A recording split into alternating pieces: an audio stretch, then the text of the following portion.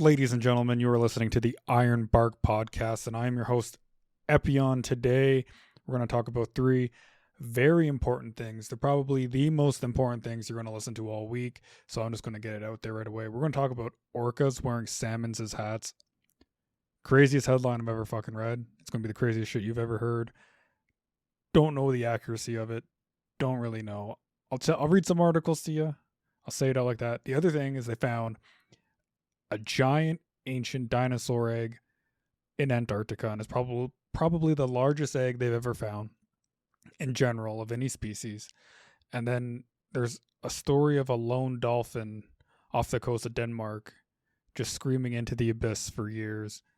Sounds kind of depressing, but we're going to jump into it. We're going to learn, and we're going to read, and we're going to grow as a community together, because this is a positive podcast. This is a positive podcast space for all those listening at home. Can't you hear my soothing voice as it soothes you? Orcas start wearing dead salmon hats again after ditching the trend for 37 years. So apparently these fucking orcas were doing this back in the 80s when it was cool. So there's one picture of it. I'm not too sure how. So I have questions and none of the articles answer them. How do they stick the orca to their head, and how's it stick there? Are they sucking it in constantly through their blowhole? Are they holding it down through the flap on their blowhole? Because it seems like that's where it's kind of situated, and it seems like the fish is sort of like cut in half there. It's quite interesting. Researchers speculate that it could be like a social trend to show like hierarchy and status in like the pod. I don't know. If I had to think about it, maybe it's like the salmon's like last ditch effort at revenge. Like, I'm going to dive into its blowhole and try to kill it. What if it's like a salmon behavior, not an orca behavior? Did you ever think about that? Huh? I bet nobody thought about that. It's kind of a weird thing. If they started wearing like clothes and like stuff like that, I guess that's what they give it credit to, right? It's like the social intelligence of the animal. Like, it's only a matter of time until they started wearing hats, of all things. I don't know. It's kind of interesting. It's like, how does it grip it? Like, does it kill it with the bubbles and they get stunned to the surface, and then they go up and like perfectly measure where their like blowhole is to where the fish is on the surface, and they like clamp it? I don't really know. But anyway, it's kind of a silly thing because it's like researchers don't even know. They don't know why they're doing it. They can't possibly know why. They don't even know if it's like is it intentional, or was that the right word? Do they have intent when they're doing this? Or is it just something that sort of happens by mistake when they're like hunting and they get caught up in their, I don't know, like, how do they keep it on there? Is it like glued on? Like, what if it's like some random countries just like gluing salmon to orcas? I don't know. Ancient egg discovery in Antarctica reshapes marine reptile evolution. A 68 million year old fossil egg found in Antarctica reveals marine reptile reproduction secrets challenging evolutionary assumptions. A football-sized egg unearthed in Antarctica has rewritten the narrative of ancient marine reptiles and their reproduction. This 68 million year old soft-shelled egg, as large as a football, stands as the largest of its kind ever found. Its discovery challenges previous assumptions about how ancient reptiles and dinosaurs reproduced, shedding light on their mysterious evolutionary pathways. The egg, identified as Antarcticulithius brady, I don't know if I got that right, I guess it stands for delayed Antarctic stone egg, was first discovered in 2011 by a team of Chilean researchers. Found near the remains of a giant mosasaur, this extraordinary specimen puzzled scientists for years before revealing its secrets. Measuring about 11 inches long and 8 inches wide, it's the second largest egg ever discovered, rivaled only by the extinct Madagascan elephant bird's hard-shelled egg. Initially dubbed the Thing by researchers due to its deflated football-like appearance, the egg defied classification. Julia Clark, a vertebrate paleontologist at the University of Texas and Austin, was instrumental in identifying the egg's significance. There is no known egg like this, Clark remarked. It's exceptional both in size and structure. It's quite interesting. Quite interesting. It's quite interesting indeed. I think it's kind of fucking cool that they found it in Antarctica, right? So that place wasn't always a frozen wasteland, you know, back when Pangea, all the continents were one. When they began to separate, at some point, you know, it wasn't at the pole. It was still pretty nice there for a long time. And clearly, that stretches back to the time of the dinosaurs, at least 68 million years ago. It's kind of interesting. Like, I wonder what other secrets Antarctica has buried beneath its surface, what fossils it holds. When did it become mostly inhabitable for most species? Like, how long in the fossil record? Does it cut off generally at the time of the dinosaurs, or does it go, you know, a little bit further? It's hard to know, right? It's curious. I want to know the secrets. I want to know if there was ever... This is probably too early. I was going to say like early man, but that's tens of thousands, if not hundreds of thousands, not millions. So I don't know, but it would be cool if there was some like early man structures there, though it doesn't really line up with the chronological date and time of those. Man came, yeah, it doesn't quite jive. It doesn't line up. It doesn't make for a good narrative or story, but it would be quite interesting. It'd be a very interesting story. Probably the best. What else do I got here for you? I think we got one more story. We got one more story for the books. Oh yeah, this one's a sad one. This one sounds sad as fuck. I imagine this is just a story about a dolphin that got lost and it's constantly just like beacon trying to find some other dolphins. A solitary dolphin swimming off Denmark's frigid coast is chirping and yelling into the vast nothingness, and no one is responding. The 17-year-old bottlenose dolphin, which locals named Delhi, was first spotted roaming, I'm not going to say that because it's Sovnbogson channel, around 5 years ago. That's odd because the area is far outside the region dolphins normally traverse. Odder still, Delhi appeared all on his own, a rarity for a highly social species that almost always travels in pods. Marine biologists from the University of Southern Denmark heard about Delhi and noticed a unique opportunity to listen to sounds made by an isolated dolphin in the wild. When they dropped the microphone in the area where Delhi traveled for several months, they expected to hear few, if any, sounds. They were shocked by what they found. Contrary to their expectations, they found that the solitary dolphin was highly vocal. The research wrote this in a paper published in the journal Bioacoustics last month. The researchers believe the surprising findings suggest Delhi, starved for social interaction, might be talking to himself. Delhi even created multiple signature whistles, which pods of dolphins ordinarily use to identify each other. Now, he could be talking to himself, or he could just be desperately lost. There was an El Nino this last year, still this year, earlier this year. The water currents kind of change. You see a lot of mishaps happen in the ocean. You see a lot of, like last podcast, we talked about the oarfish showing up in abundance kind of along coastlines in California and stuff like that. It probably has to do with that. This dolphin probably got lost. He was probably swimming some sort of ocean current. Ended up somewhere. He might have been trapped in a fishing net somewhere, and these people like kicked him loose somewhere where he wasn't familiar with. Maybe they traveled far enough to be like, oh fuck, like we got a dolphin. It's so like, and they kicked him loose, and now the dolphin's just like, where in the fuck am I? Maybe he's trying to find some people. Maybe he was a part of a pod that got like roped up, and he's like the one guy that didn't get roped up, and now he's just like by himself, and the rest of his pod's just gone. Like that's a sad story, right? That's a sad story there. Don't really know the answers. They think he's talking to himself. I don't know. perhaps. Hopefully, like the people in the harbor, maybe they'll befriend them, throw them some fish and stuff like that. Give them some social interaction. It's quite sad. I don't know. I kind of feel bad for him because all the possibilities seem like they kind of suck. Doesn't really seem like there's anything good. Maybe he will one day. If he just keeps on screaming, maybe that lost pod will find him. They'll shack back up and they'll bring him back to where he needs to be. Maybe he's just completely turned around. Who knows? It's a lesson about this like mass net fishing. They catch things. Could be about that. Might not be about that. Could just be the El Nino effect and all these little oddities keep coming up in the oceans. We got fucking orcas wearing hats. Like shit's popping off down there. It's getting crazy.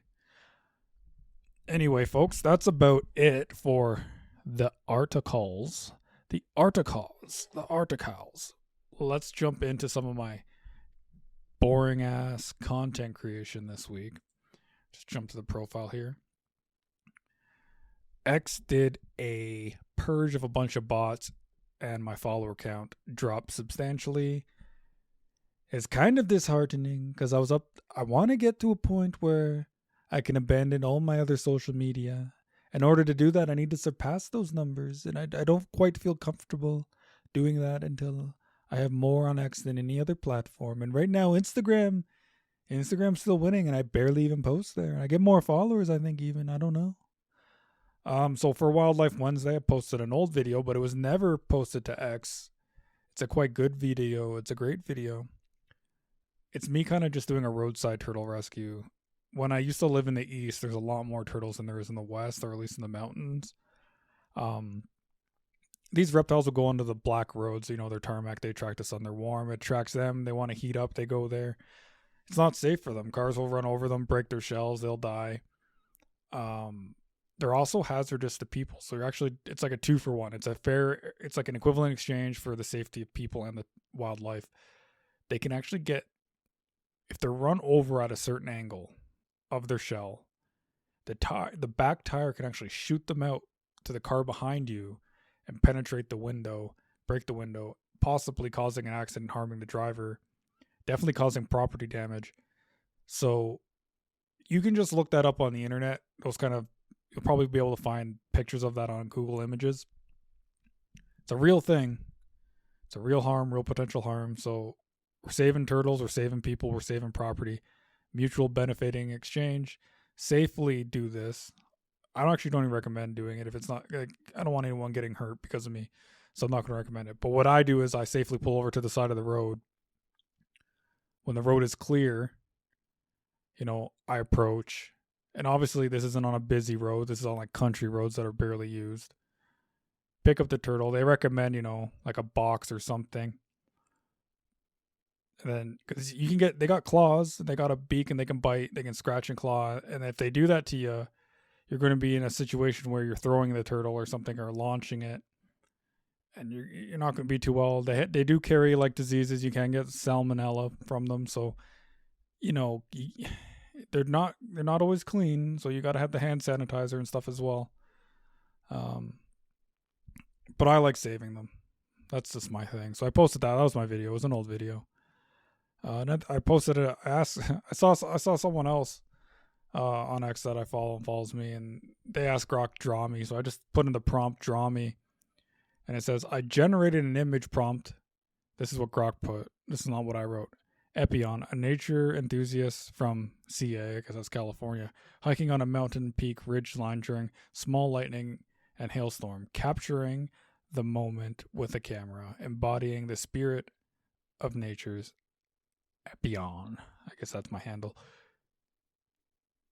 The picture generated is actually quite close to what I remember looking at and seeing. That was kind of a hectic time for me, but I don't know. Those times when you're kind of closer to death, and I don't know, there's something about it. Makes you feel alive. Here's a couple quick pictures I took a while ago. I've never posted them before. That's what I wrote. It's kind of like a little miniature isolated landslide. And I did it to kind of show people what this would look like at scale. These have been known to take out entire towns in the past when they didn't really have good planning for where to put towns and stuff. November 29th, International Jaguar Day. to raise awareness and conservation about the importance of jaguars and their like environments. And they're super cool. They're one of the big cats that are in the Americas. I think we have mountain lions and jaguars. That's about it. That's naturally occurring. Obviously, there's domesticated animals as well.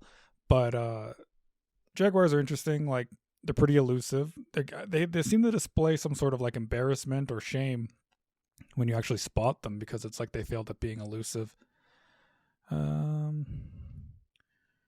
What did we have? Oh, Thanksgiving, American Thanksgiving. It was also Red Planet Day that day. Kind of cool. Little, like, and that coincides greatly with like the X platform, Elon Musk, SpaceX. He wants to get them the Mars mission. So I thought that was a little cool nod. They didn't really get a whole lot of traction on X. I thought I would see more of it, but it didn't. I started a new account for gaming, Epion Games. I don't expect a lot of traction with it, but what I mainly want to do with it, it's kind of like a social experiment or social media experiment. I want to see if it gains a lot of followers or not. I want to almost stream every day. I want to do it for 100 days for at least an hour. Obviously, it's not going to be every day, but maybe every other day or whatever in an hour. Then after 100 days or 100 hours, I want to know how many followers did I gain? Did I gain any? And then you kind of have like a metric to put behind it. It's like, here I am on the X platform.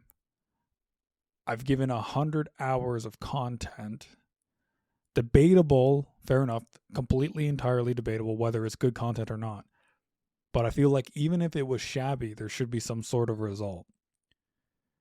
If the result is like you didn't gain any followers, you didn't gain anything, I feel like that speaks volumes to the platform and what it needs to do.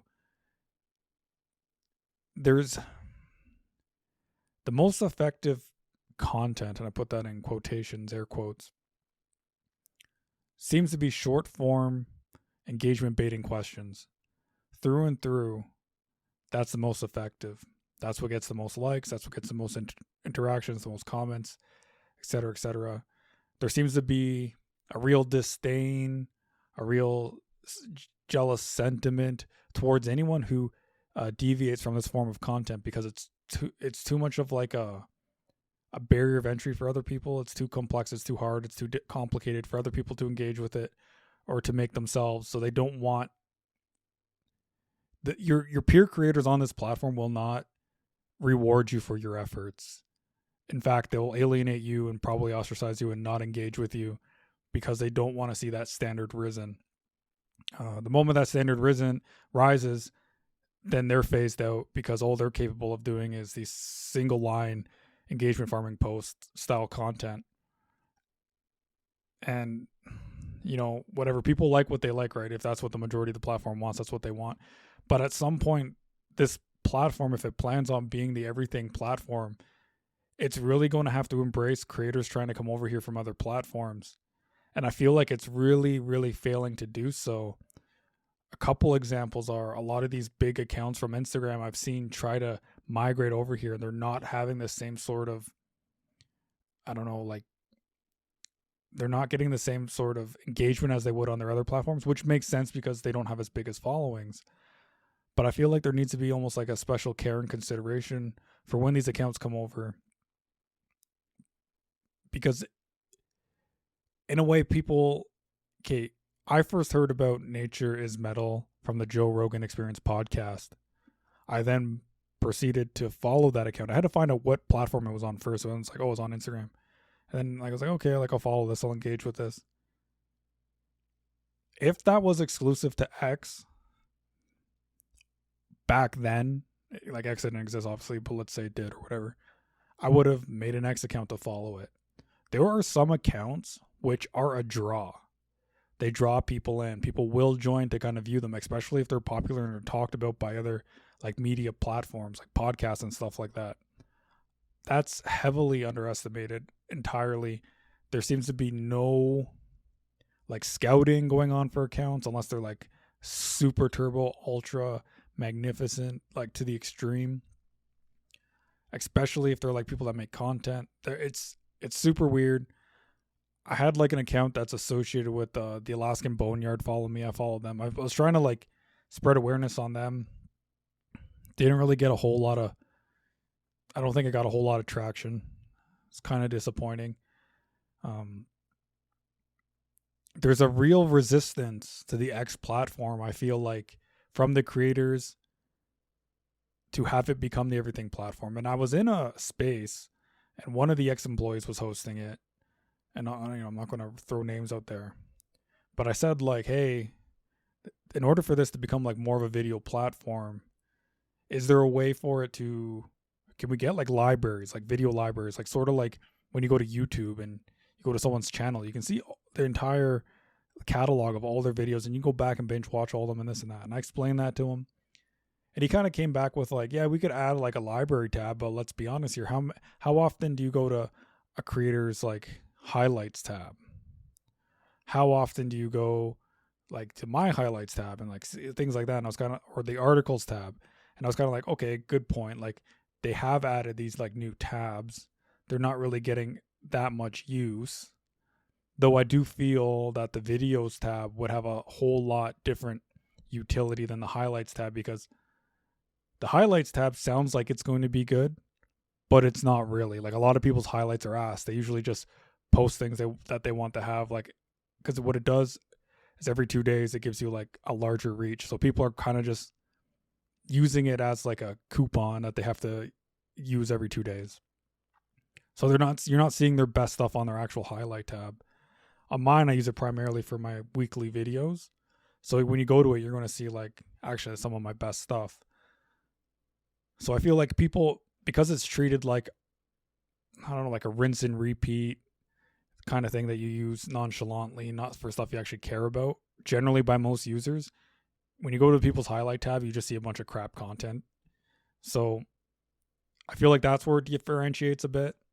Also, at some point, like, it's just a matter of fact, like, something's got to give. Like, if you're going to become the everything platform, you're going to have something like that. You're going to have a catalog. But here's the thing, like, X doesn't want people's, like, you can only go, I think, so far through someone's posts, and then they're not available anymore. Like, I can't even see, like, who I'm following past a certain, like, number of people, because they don't want like X to be scraped or data mined. I have a bit of an issue with that, because now your content isn't really always there. It's not really always permanent. The catch-22 benefit of that is what is old is new again, and you can like share something you shared a long time ago. There's no real evidence of it. You post it again, and a lot of your followers haven't seen it, so you post it and it's like brand new, and you didn't really have to put that much effort into it, like the editing or recording of it. Though I think that does make sort of for like a bland thing, because if there are accounts that you follow for a while, and I've noticed this with some of them, is that they do that. They recycle content, and it's quite effective actually, because what is old is new again, generally speaking. I don't know. That's still very niche though. That's a niche Twitter, X sort of thing. The other platforms don't do that. I don't know if that's successful. It just seems to be working as like a news platform, basically. It doesn't really seem like a content platform. And I would like to see it get to a platform like where it's about content, because then I feel like the people I know and my own content would perform better. I don't know. Maybe that's just bias, but I don't know. It's very difficult. The content doesn't speak for itself on the platform, I don't think. We'll see. I'm going to live stream. I'll put in 100 hours. What does 100 hours yield? And then it's kind of like, then I kind of want to do that on Twitch or something and be like, what did 100 hours on Twitch yield? And then do the comparison and be like, something is broken here.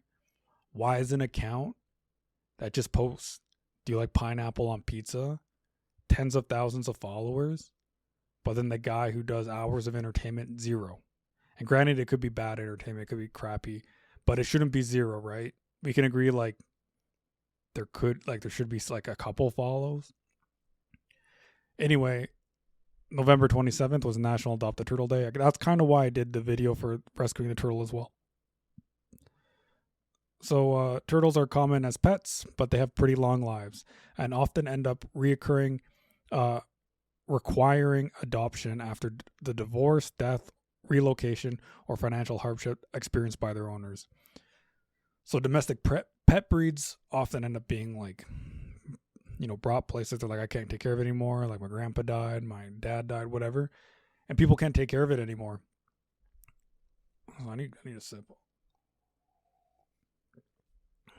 They can't take care of it anymore, so it's like they end up at, I don't even know if they end up at shelters really, but people just kind of default to, I'm going to release it into the wild.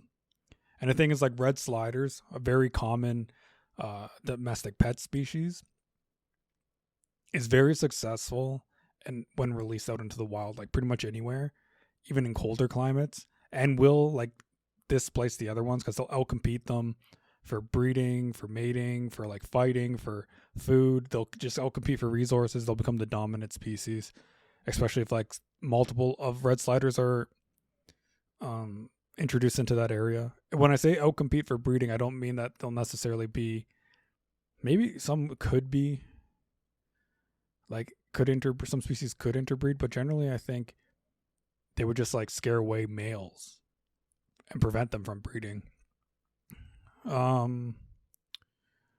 Yeah, so I did a post for the Boneyard, Alaska. The weird thing about this is it got like some interactions and stuff like that, but it felt kind of disingenuous. It felt like a lot of people were interacting with it because they kind of wanted to follow from the Boneyard themselves. This is what I find. This is kind of where the weird thing is, where I find about this platform. So the Boneyard, Alaska, and like John Reeves by extension, it's a very successful guy. He's like a multi-millionaire. Owns a lot of land up in Alaska, a lot of bones. He works with I don't think this is John Reeves' account. I think it's an account that's heavily affiliated with him. But he makes like guitar picks, crosses, little ornaments out of, sort of like the bones that are the ivory from the mammoths that can't really be restored. It's kind of like chipped and broken and stuff like that. So he kind of like repurposes it, and it's pretty cool. So they sell a lot of that stuff. He sells a lot of gold. It's quite successful. He's on the Joe Rogan Experience podcast like once a year. He's sort of like a pseudo celebrity in a way, right? Like he's kind of known. I think he's got like 50,000 followers on one account and then like 500,000 on another. And there's people that haven't, like myself included, like I don't even really deserve the follow. I don't. And there's all these other people that they just post on X. They haven't like, and they say like, oh, this is where the people, like anyone can become famous. I feel like a lot more creators have to start creating off platform and doing things off platform that are significant, purposeful, and meaningful, and then sharing that content here. Like, I don't know, like an Earth Day thing. Hey guys, we're out cleaning the side of this highway. Do a video like that. Hey guys, today, like I'm starting a charity, like things like that. And then people can kind of be like, okay, this guy is actually someone who does something, not just someone that clicks on the keyboard all day. It's really weird when you see someone who does nothing, has more followers than someone that has a lot more accomplishments, more like tangible things that they've like done in the world. And then you have like these like weird, like nobody like content creators, and I'm lumping myself in there. I'm not like trying to be like holier than thou or on a higher horse or anything. It's just like I just feel like this huge disparity between X doesn't recognize like